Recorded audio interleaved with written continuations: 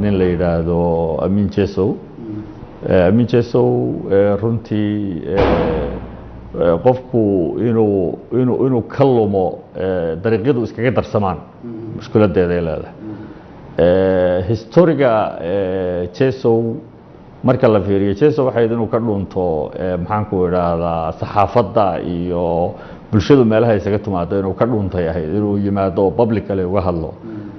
meel ka dhacday ku tahay shacabka Soomaaliyeed oo dhan iyo ummadaha Islaamka oo dhan inagoo inuu shakhsiyan taageeray wax aan diinta Islaamka xataa ku habboonayn inuu taageeray oo jinsiga dadka jinsiga inay xataa isguursan karaan inuu taageeray marka Jesow de aniga si aan ugu jawaabo ma aqaano sababtoo dhinaca uu bulshada waa laba qaybood waa maxaan ku yiraahdaa genderkooda ama maxaan ku yiraahdaa lab iyo dhadig marka de si aan ugu jawaabo ma aqaano taasuna dadka qaarkood cod la isku geeyo way ayay oran jireen ma amay wallahi haday tahay hadaysan ahayn waxa aan meesha ku aragnay waxay tahay Jesow aniga de qofku markuu nin yahay sida loogu jawaabana waa la yaqaan hadduu dumar yahay sida loogu jawaabana waa la garanaya marka meel u dhaxaysa aniga si loogu jawaabo ma aqaan waayahay personal attack ayay ahayd oo ugu sameynay su'aala la weydiiyay waxay ahayd xildhibaano iyo dad badan oo waxgal oo siyaasiyiin ayaa Axmedooba ku dhagan toos isla markiiba hadda meesha xanuunaysaan ogahay anoo ii soo weeraray shacabka Soomaaliyeed ee videos fiirsadana waa arkayeen tusaalena way ka bixin karaan waa sax waaye Axmed iyo aniga dagaal waa naga dhaxeeya laakiin waxa isweydiin mudan Xidig iyo Axmed bilyaal ka hor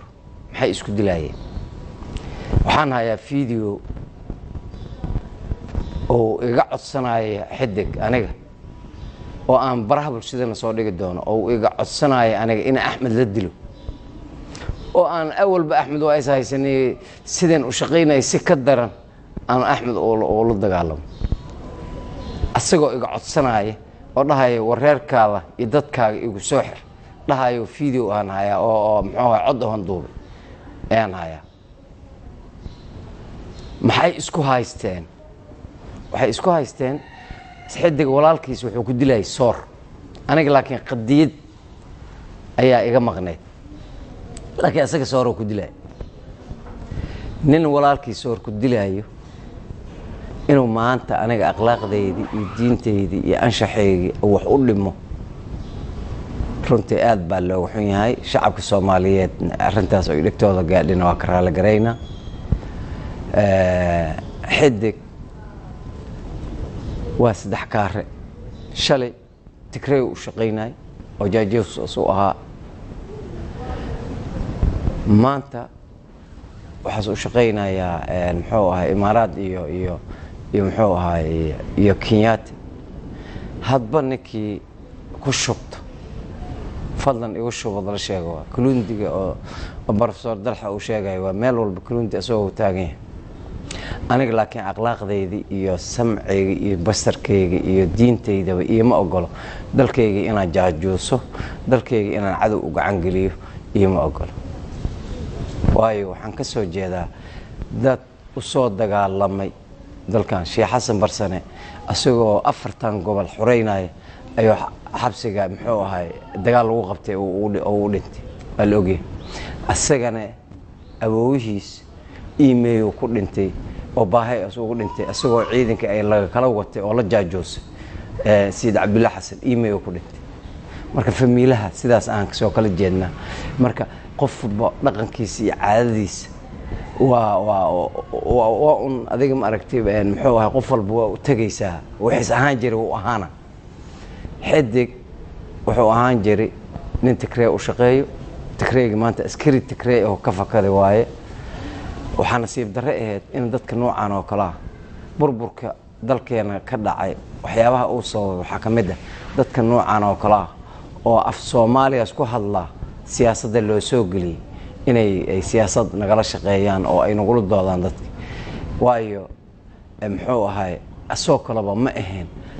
soomaalinimadiisa ayaa shaka ku jirta waxyaabaha hadda 24 saacan u leeyahay war hala qoro yaa Soomaali ah citizenship hala qoro anu leeyahay waa xidigoo kala meesha ugu baxay waa shilaawo ku dhashay Soomaali asagoo siyaasi noqona unba ugu horeysay asoo siyaasi ah oo xildhibaan la leeyahay ayaa Soomaali ugu horeysay ninka noocaas oo kala dawladda shay u shaqeynay ma aaminsanaba inuu Soomaali asaga leeyahay anigu hadda inta ina u sii dhaafo mar rabo laakiin waxaan leeyahay shalaad walaalka soo ku dilaysa maanta su'aal lagu weydiiyay ayaa jawaabteeda ka dhigtay kii soorta ku siinay adoo difaacay Axmed oo soor ku siiyay adoo difaacay ay akhlaaq iyo diin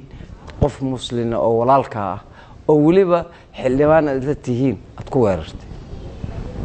one day anigu xidigu ma rabin inaan xataa ku soo xigto waayo waxa tahay Soomaaliya og anna waxaan ahay Soomaaliya waxaan leeyahay waa la shaqaanay yaan la midkeen xidig nabadiyay kaaga dar nabada dalkan lagu haystaa qofku hadii wuxuu ahaan aad ku sheegto qofba qofka kale oo dulmo